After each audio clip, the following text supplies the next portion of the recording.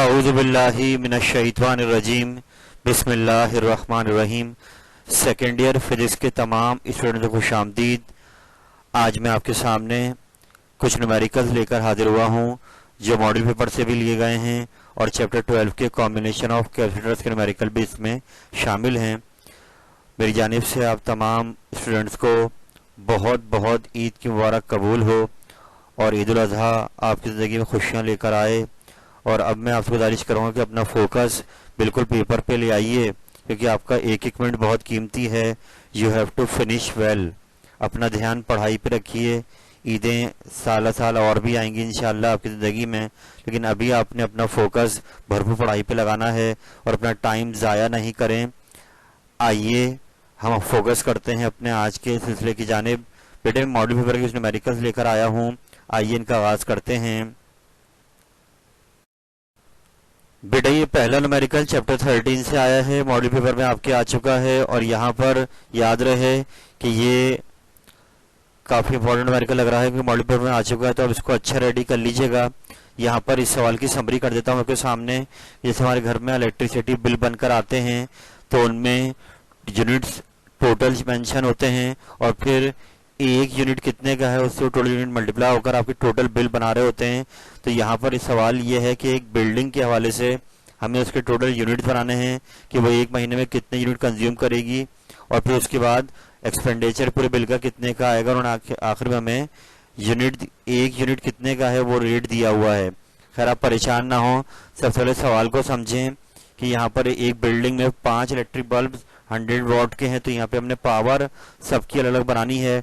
10 fans हैं 60 what के, 10 tubelights हैं 40 वॉट की, एक इलेक्ट्रिक आयरन है 1000 वॉट की। पहले हमने क्या किया, सारे के सारी पावर कंप्लीटली ऐड कर ली और फिर यहाँ पे आपसे मांग रहा find the number of units used in 30 days if all the appliances are used 4 hours a day.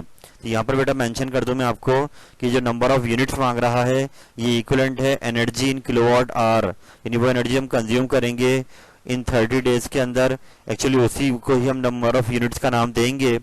तो यहाँ पर आपको सबसे पहले टोटल पावर बनानी है, तो ये सारी पावर हमने बनाई और उसको ऐड करके लिख दी यहाँ पर।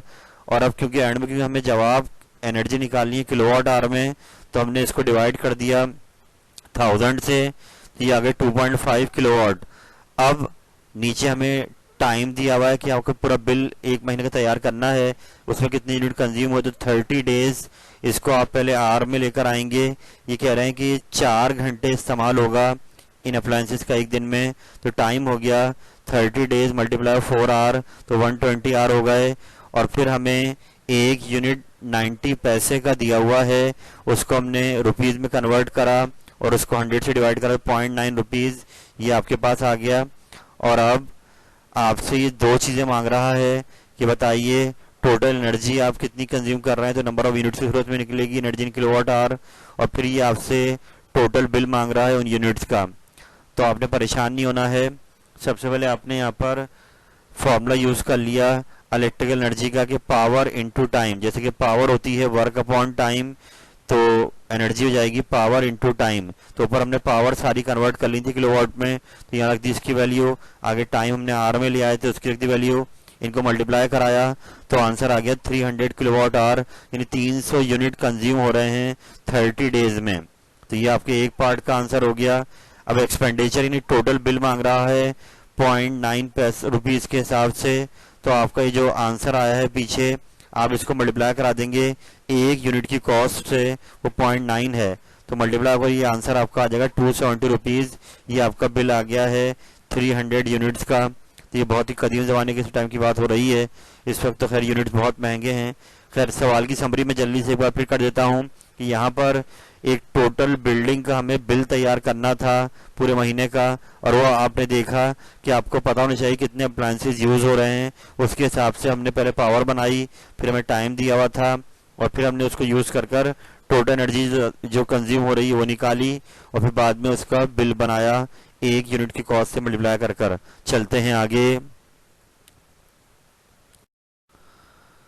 अगला सवाल मॉडल पेपर बहुत आसान सा आया हुआ है, चैप्टर 15 का न्यूमेरिकल है ये, और ये कई बार आप लोग कर चुके हैं। गैल्वानोमीटर को कन्वर्ट किया जा रहा है वोल्ट मीटर में, और बाद में उस वोल्ट मीटर की रेंज मांग रहा है। तो ये आराम से आप लोग खुद भी देख सकते हैं कि आपको शुरू में किलोमीटर की रेजिस्टेंस दी हुई 8G, और फिर उसका करंट दिया हुआ मिली एम्पेयर में, उसको एम्पेयर में ले आए, और फिर उसकी रेजिस्टेंस दी हुई है G। ये आपको कहा जा रहा है कि ये रेजिस्टेंस आप कनेक्ट करेंगे सीरीज में to convert it into voltmeter, यानी जो हम अक्सर न्यूमेरिकल में रेजिस्टेंस निकालते थे वो हमें इस सवाल में दी हुई है। और ये 0.1 एम कैपिटल है, तो याद रखिए मेगा है 10⁶, तो कंफ्यूज नहीं होना है। तो हमें यहाँ पर जो सीरीज रेजिस्टेंस कनेक्ट की जाएगी आई रेजिस्टेंस, वो हमें यहाँ पर दे दी गई है, और अब हमें उस वोल्ट मीटर की रेंज निकालनी है कि कितना वोल्टेज ये रीड कर सकता है मैक्सिमम। तो न्यूमेरिकल का फॉर्मूला वही है वोल्ट मीटर वाला, आप सब देख सकते हैं। इसको आखिर में अरेंज कर लिया है वोल्टेज यानी रेंज के लिए। ये V यहाँ पे आप देख रहे हैं, ये वोल्ट मीटर की रेंज को शो करता है, और एंड में आंसर आ जाएगा 500.25 वोल्ट। ये आपका इस सवाल का आंसर है। इसको अब स्टिल करके खुद देखिएगा। हम चलते हैं आगे।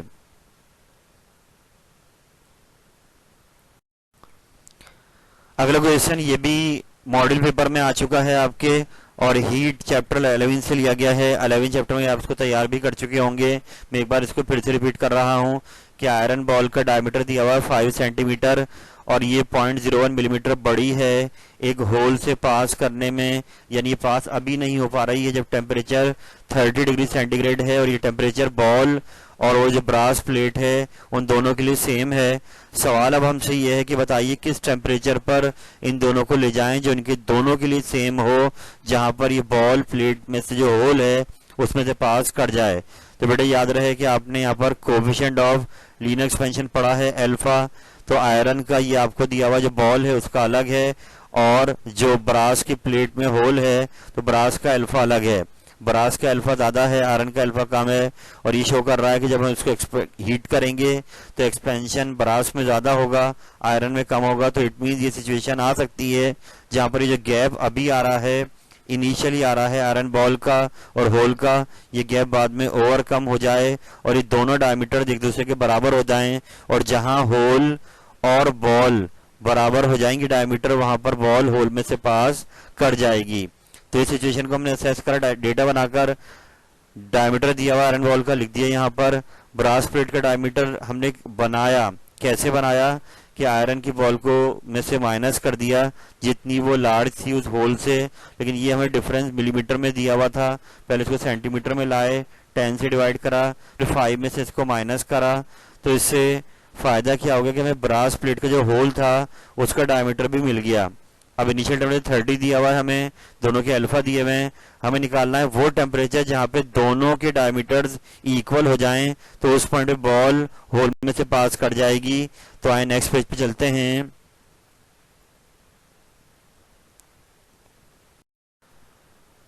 तो हमने उस टेम्परेचर का नाम T2 ले लिया है जहां पर ये दोनों एक दूसरे के बराबर हो जाएंगे और बॉल होल में से पास कर जाए। इस सिचुएशन में दोनों की जो फाइनल लेंथ हो जाएगी वो सेम हो जाएगी, यानी कि दोनों के डायमीटर्स क्या हो जाएंगे, बराबर। तो हमने इन दोनों के फाइनल लेंथ का लगा दिया फॉर्मूला, जो आपने लीनियर एक्सपेंशन में पढ़ा है, डायमीटर की लेंथ ही है।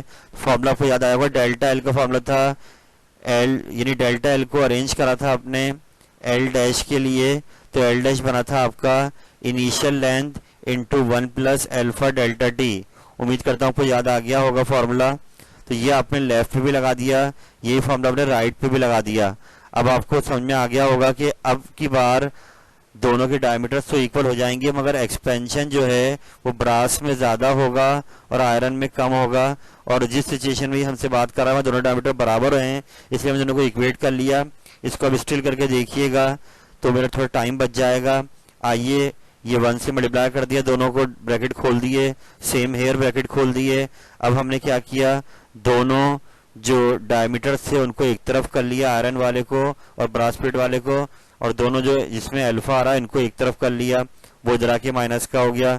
डेल्टा टी में से कॉमन ले लिया, यानी हमने यहाँ पर अब वैल्यूज पुट कर दी, माइनस किया, यहाँ पर वैल्यूज पुट कर दी, मल्टीप्लाई कराया, फिर माइनस किया, नीचे लाके डिवाइड करके डेल्टा टी निकाल लिया।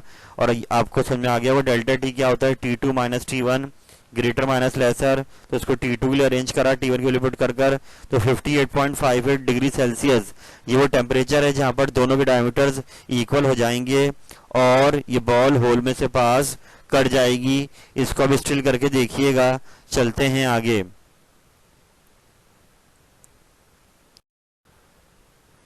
तो बेटा पीछे जो मैंने सवाल डिस्कस करे वो न्यूमेरिकल से मॉडल पेपर के, अब मैं आ गया हूँ कुछ कॉम्बिनेशंस के न्यूमेरिकल आपके सामने कैपेसिटर्स के हवाले से डिस्कस करूँ, और मैं चाहूँगा कि हर बच्चा इसको अच्छे अंदाज से तैयार कर ले, क्योंकि पेपर में ये कॉम्बिनेशन के न्यूमेरिकल भी आपका आ सकता है। तो बेटा अगर इस सिलसिले को हम देखें यहाँ पर, तो यहाँ पर आपके पास दो बातें आपको याद रखनी है कि पैरेलल कॉम्बिनेशन इस तरीके का होगा जहाँ पर बैटरी से वोल्टेज कॉमन पॉइंट पे उनको मिल रहा होगा और इक्विवेलेंट कैपेसिटेंस की हमने बनाई है पैरेलल के लिए, आप याद रखें सिंपल ऐड हो जाता है, और सीरीज में इस तरीके से एंड टू एंड कनेक्शन है और सीरीज में रेसिप्रोकल चलता है। इसके अलावा जो याद रखने की बात वही है कि पैरेलल में वोल्टेज तीनों का सेम रहता है और सीरीज में जो है तीनों का चार्ज सेम रहता है। तो ये कुछ बातें आप याद रखिए। आइए इनका आगाज करते हैं।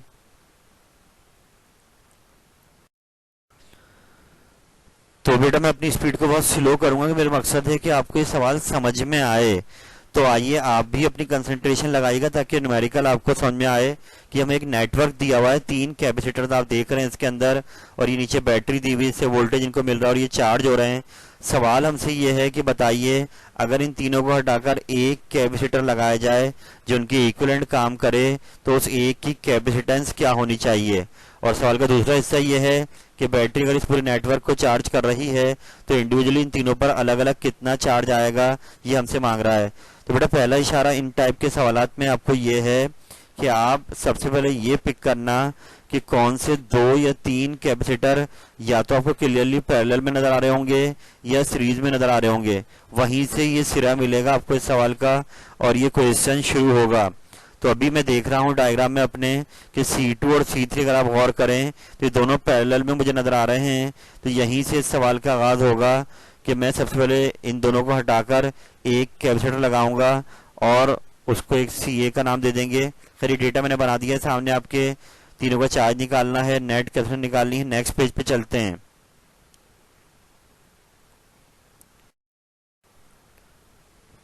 तो जैसे मैंने आपको गाइड करा था कि C2 और C3 मुझे पैरेलल में दिखाई दे रहे हैं, इसलिए मैंने C2 और C3 को लिखा पैरेलल में है और उनके इक्विवेलेंट कैपेसिटेंस का नाम दे दिया CA।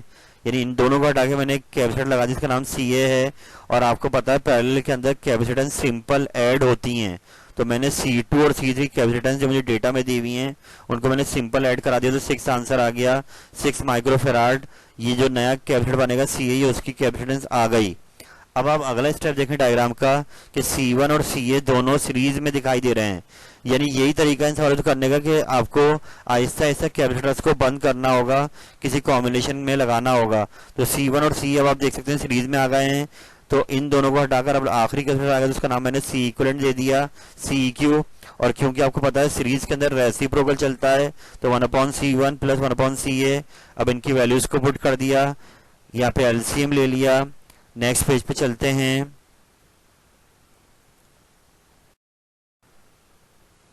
या पीछे से रिपीट कर लीजिएगा कि एलसीएम लेने के बाद हम यहाँ पहुंच गए और फिर 2 से 6 कैंसिल हो गया, क्रॉस मल्टीप्लाई कराया तो नेट कैपेसिटेंस 3 माइक्रोफेराड आ रही है। यानी अगर इन तीनों को हटाकर एक कैपेसिटर लगाया जाता है तो उसकी कैपेसिटेंस 3 माइक्रोफेराड होगी। ये सवाल का आधा हिस्सा खत्म हो गया है। अगले हिस्से में वो सवाल में हमसे तीनों के चार्ज मांग रहा है। तो आइए अब हम चार्ज निकालते हैं तीनों के, तो वही डायग्राम जो पीछे आपने पढ़ी हैं। तो हम आगे आ गए हैं और सवाल के अगले हिस्से में ही हमसे तीनों का चार्ज मांग रहा है मेरे बेटे। तो इसमें यहाँ पर आपको इस बात का ख्याल रखना है कि जो लास्ट कैपेसिटर आपका बना था वो ये आपके सामने है, और लास्ट वाला पहले हम इसका टोटल चार्ज निकालेंगे कि इस पर चार्ज कितना है। ये फॉर्मूला अपने चैप्टर 12 में पढ़ा है, Q = CV। यहाँ पे C इक्विवेलेंट 3 रख दिया, बैटरी का वोल्टेज 10 है, 30 माइक्रोकूलम। ये इस टोटल बैटरी ने जो इसको C इक्विवेलेंट को चार्ज करा ये उसका चार्ज आ गया। यकीनन आप सोचोगे इसको क्यों निकाला गया, तो वजह उसकी ये है कि आखिरी कैपेसिटर कैसे बना था। आखिरी वाला C इक्विवेलेंट इन दोनों की सीरीज से बना था और सीरीज में चार्ज सेम रहता है, इसलिए मैंने पहले C इक्विवेलेंट का चार्ज निकाला। और वो आया 30 माइक्रोकूलम। तो मैंने लाइन पास कर दी यहाँ पर कि सी इक्विवेलेंट सीरीज कॉम्बिनेशन था C1 और CA का। ये आप डायग्राम बार बार नहीं बनाएंगे, बस ये एक ही बार बनेगी जब नेटवर्क आप बंद कर रहे होंगे। आप सिर्फ उनको देखकर इस चीज को समझें कि सी इक्विवेलेंट की सीरीज से बना और सीरीज में चार्ज सेम रहता है, इसलिए जो चार्ज सी इक्विवेलेंट का होगा वही चार्ज C1 का होगा, वही चार्ज CA का होगा। लाइन मैंने यहाँ पे लिख दी है। तो इट मीन्स हमें एक कैपेसिटर का चार्ज C1 का चार्ज मिल गया है 30 माइक्रोकूलम। अब C2 और C3 पे चार्ज क्या है वो हमें निकालने हैं। तो अब ये पीछे स्टिल करके आप वीडियो देख लीजिएगा कि CA कैसे बना था। CA C2 और C3 के पैरेलल कॉम्बिनेशन से बना था। इट मीन्स अब CA अगर पैरेलल से बना था तो पैरेलल में वोल्टेज सेम रहता है। इट मीन्स हमें पहले CA का वोल्टेज निकालना होगा ताकि हमें C2 और C3 का वोल्टेज मिल जाए। तो मैं यहाँ रुका और मैंने यहाँ पर दोबारा ये वाला फॉर्मूला लगाया चार्ज वाला, क्यू एक वो लगाया CA के लिए ताकि मुझे CA का वोल्टेज मिल जाए। Q equal to CA VA, VA के लिए अरेंज करा, QA अपॉन CA हो गया और ऊपर हमने QA की वैल्यू रख दी। नीचे हमने CA जो हमने पीछे निकाला था 6 उसकी रखी वैल्यू, तो ये VA आपका आ गया 5 वोल्ट। तो इससे हमें फायदा क्या हो गया, इससे हमें फायदा ये हो गया कि यहाँ पर आपके पास यहाँ पर हमें VA का CA का वोल्टेज मिल गया VA। और जैसा कि आपको बताया कि जो CA है वो C2 और C3 का पैरेलल कॉम्बिनेशन था, इसलिए जो वोल्टेज 5 वोल्ट आया VA, यही वोल्टेज V2 का C2 का भी होगा और C3 का भी होगा 5 वोल्ट। तो यानी हमें C2 और C3 के वोल्टेज मिल गए। तो दोबारा हमने फॉर्मूला ये लगा दिया, किस पे लगा दिया, C2 पर। तो Q2 हो गया C2 V2, वैल्यू पुट कर दी C2 की, V2 5 वोल्ट और मल्टीप्लाई 10 माइक्रोकूलम, ये C2 का चार्ज आ गया। और ऐसी C3 का वोल्टेज भी यही होगा 5 वोल्ट, तो उस पर भी ये फॉर्मूला लगाकर उसका चार्ज आ गया 20 माइक्रोकूलम। तो यहाँ पे आके आपका सवाल तीनों चार्ज आ गए, कंप्लीट हो गया है। चलते हैं आगे।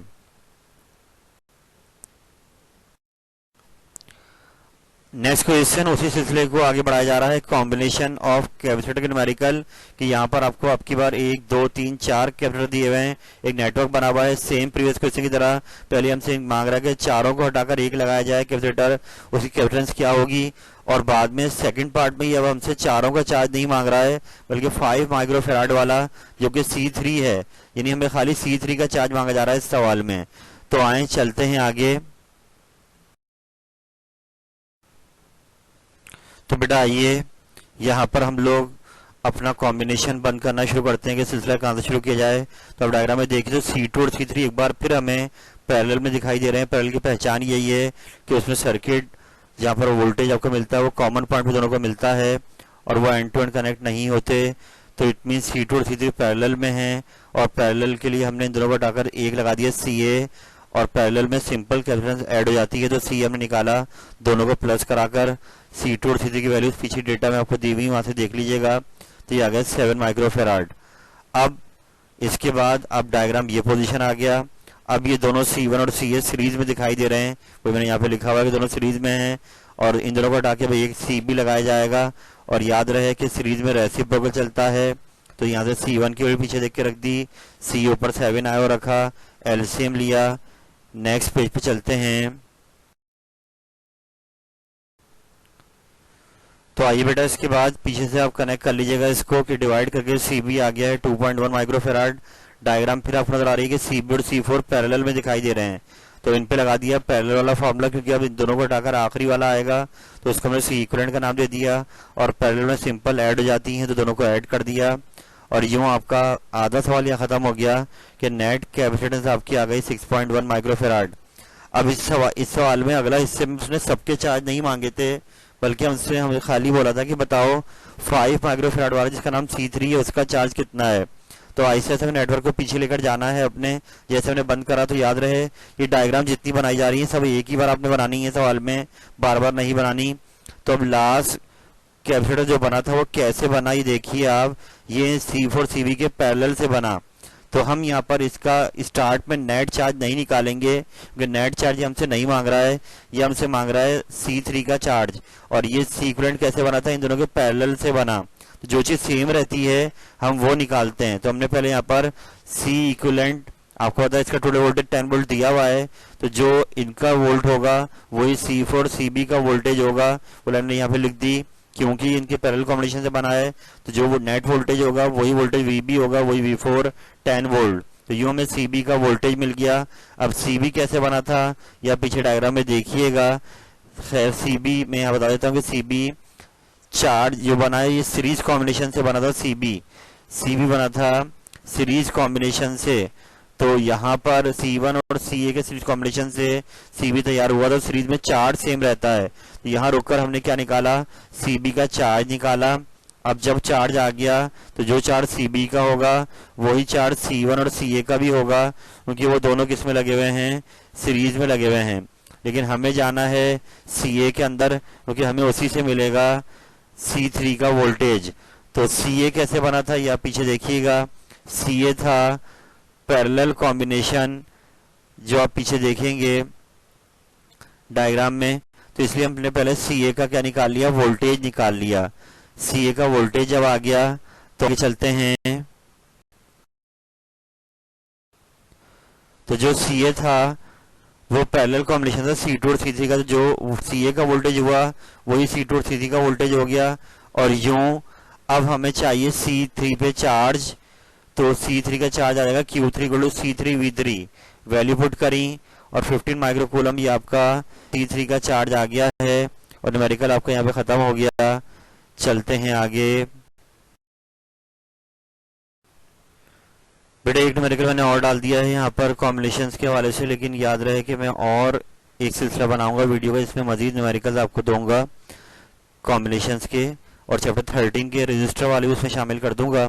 खैर इस सवाल में यहाँ पर तो आपने किए हुए हैं कि दो किस तरह अलग अलग कैपेसिटेंस दी हुई हैं और उनको सीरीज में कनेक्ट करने के बाद 40 वोल्ट की बैटरी से चार्ज किया गया। आप बताइए उन पर चार्ज कितना आएगा और उनका वोल्टेज इंडिविजुअली कितना होगा। तो ये आप स्टिल करके खुद देखिएगा कि क्योंकि कॉम्बिनेशन बनाया जा रहा है सीरीज कॉम्बिनेशन, तो पहले मैंने को सीरीज में लगाया और सीरीज में रेसिप्रोकल चलता है, तो उससे हमने इनकी टोटल कैपेसिटेंस निकाल ली और वो आ रही है 1.33 माइक्रोफेराड। अब जब वो आ जाए तो उसके बाद हमसे ये मांग रहा था कि कॉम्बिनेशन होने के बाद अब उन पर कितना चार्ज आएगा, जबकि उसने वोल्टेज 40 वोल्ट दिया हुआ है बैटरी का। तो हमने टोटल चार्ज निकाल लिया, बैटरी के वोल्टेज को मल्टीप्लाई कराया, तो ये इसका नेट चार्ज आ गया। और अब ये बोल रहा है कि बताइए अब जब इस बैटरी से इसको कनेक्ट किया जाएगा तो बैटरी से इन पर अब चार्ज कितना होगा, अलग अलग इंडिविजुअली चार्ज मांगा जा रहा है। तो क्योंकि दोनों सीरीज में हैं तो जो नेट चार्ज होगा वही दोनों पे चार्ज आएगा, सीरीज में चार्ज सेम रहता है। और वोल्टेज निकालने के लिए हमने फॉर्मूला वही लगा दिया C1V1 वाला, Q1 = C1V1। वैल्यू पुट करी Q1 की, C1 की, डिवाइड करा तो V1 आ गया। ऐसे ही नीचे V2 आ गया। या अब स्टिल करके देखिएगा। चलते हैं।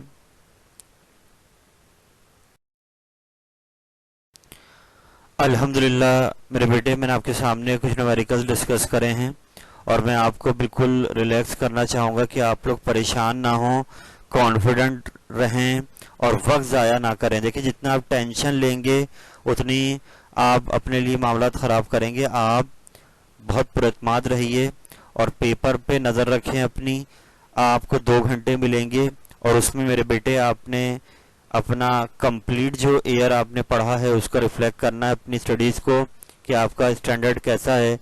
तो सजेशन आपको यही कि सेक्शन ए जो पहला आपका आएगा उसमें आप 42 MCQs को टारगेट करें और पेपर आपका एक साथ आपको मिल जाएगा। तो आपने जो आपको स्टार्ट में आ रहे हैं आप उनको करें, MCQs जो नहीं आ रहे उन पर टाइम ज़ाया ना करें और अपने सेक्शन बी पर आ जाएं।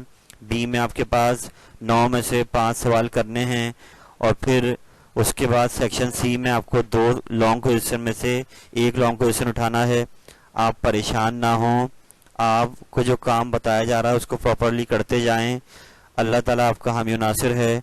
इंशाअल्लाह ताला मामला सब सही हो जाएंगे। अभी आपने अपना टाइम ज़ाया नहीं करना। देखें ईदें आती रहेंगी, फ़ौरन फोकस करें अपना पढ़ाई पर। स्टिल मंडे भी काफ़ी टाइम है आपके पास, आप चीज़ों को बहुत अच्छा फिनिश कर सकते हैं। अपने वक्त को ज़ाया ना करें बस। अल्लाह हाफिज़, अल्लाह निगहबान।